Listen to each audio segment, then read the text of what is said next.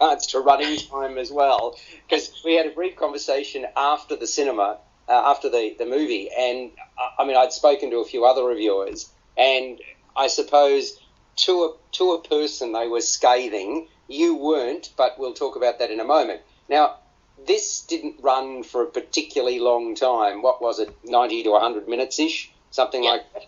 So, and it, by the way, it's a good opportunity to plug the Scandinavian Film Festival, and this is on around Australia, and this is what Palace Cinemas do so well. These film festivals, one after another, they just keep on coming out. And it runs from mid-July to early August. So, folks, if you sort of Google Scandinavian Film Festival, and the sponsor's name is there as well, but if you Google that, you'll find out the Melbourne dates are the 14th of July to the 7th of August. So we saw the Woodcutter story. Now, this is one of those what's the meaning and purpose of life type films. I think it was about 2 minutes, my wife and I looked at one another and thought, we shook our heads. Now, it really was, I found it difficult to stay with it for the duration. I was desperately hoping that there'd be some semblance of sense out of it by the end, but I'm afraid that this great epiphany I was waiting for never happened. I'll tell you a little bit more about the story in a moment, but here's an example. There's two questions here. I'm a great fan. I like Scandinavian movies generally. I thought it was the wrong choice of film to show us. That's the first thing. Secondly, you could argue that it's too long because I just didn't think it was any good. Your view, without going further into the story, which I will in a moment? I thought it was a very interesting choice to show a very... No, come on, tell us what you think. Interesting doesn't mean anything to me. What's interesting? Is it a good choice or a bad choice? It's a good choice because it provides an unusual perspective on storytelling. And I think with other filmmakers like Roy Andersson and Aki Kaurismäki, there is a trend for some Scandinavian films to present journeys or life stories in unusual and challenging sorts of ways. And the Woodcutter story, I think, did it very well. But Peter, this is a film that is going to appeal to two men and a dog. I mean, if you want to draw people in, like that, they showed a few shorts, didn't they?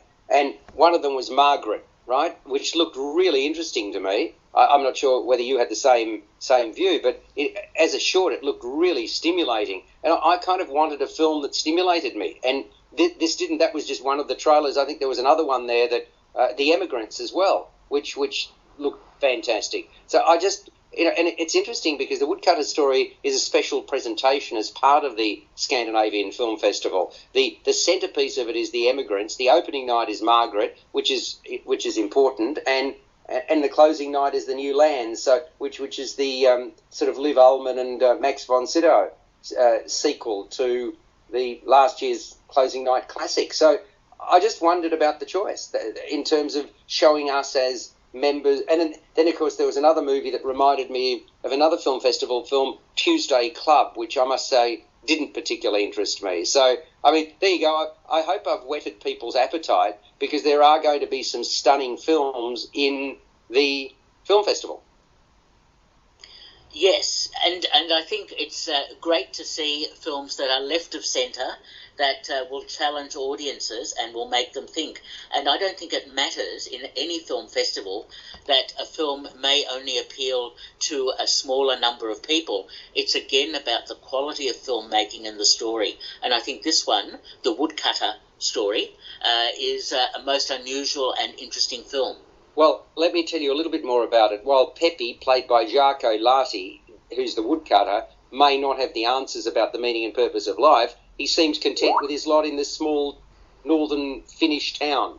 And he's surrounded by friends and family. They gather at nights around dinner and they play cards.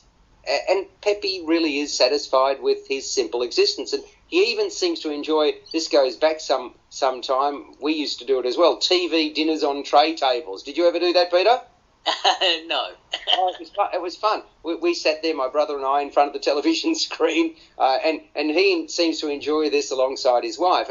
And Peppy's stoic and even-tempered, notwithstanding the chaos, the strife that befall him.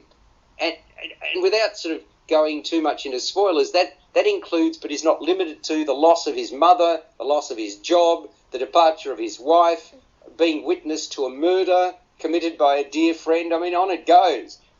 He likes ice fishing with his young son, but his son's loyalty to his dad is to be severely tested. I suppose to put this in another way, Pepe is sorely tried in every which way, is he not, Peter? He is, and don't forget the talking fish as well. The talking fish. Was it a fish or an eel? I thought it was an eel. It was too big a head for a fish. I mean, we can debate the niceties of what's the word for a fishy thing. Anyway, it marks the feature film directorial debut for Mikko. Now, I'm not sure how you pronounce his surname. Millati. That'll do, won't it? Mikko Millati. He was the writer of the Cannes Un Certain Regard winner, The Happiest Day of Olli Mäki. So that he was the writer of this, but this is both his work as a writer and as a director. So it's told in a couple of chapters, and I would sum it up by saying it concerns existential angst. It's this sort of surreal exploration, and even to say that is a bit of an understatement. Peter, I'm sorry, this is a head-scratching bore-fest. It's slow, it's laboured, it doesn't make sense. Much of it has a decidedly amateurish feel. What makes you say that this is a worthy film? Because it tells a rather off-centre story of existential angst, as you say, and about a journey that sort of wavers between life and death, and yet this central character has a sort of cheerful outlook and observes what goes on around him. I think. Hang on. Let me challenge you. For a supposedly black comedy, a cheerful outlook, the folk involved are decidedly humourless. I mean, of course, that's deliberate, but it doesn't help matters. I mean, there were a couple of smiles on Pepe's face. That was about it. That's all you get. I mean, events occur without consequences. What? Why not? I mean, he keeps going despite all the challenges and difficulties that his life is facing. And because of that, we know that we are interested in what's going to happen to him by the end and what the outcome might be. Yeah, you're making a huge presumption. Are we interested? I mean, you can admire the stunning terrain, and you can admire Lati's characterisation of this sweet-natured man. Beyond that, though, the time dragged. And as I said, I kept hoping for clues to a breakthrough in understanding. They never came. I mean, it just... And in fact, I've got the running time now. I'm never going to recoup the 99 minutes that I wasted seeing this movie. It's all going to be a matter of personal taste, and I think we need to be clear that perception and reviews like this will always be very individual, and people will make up their own minds.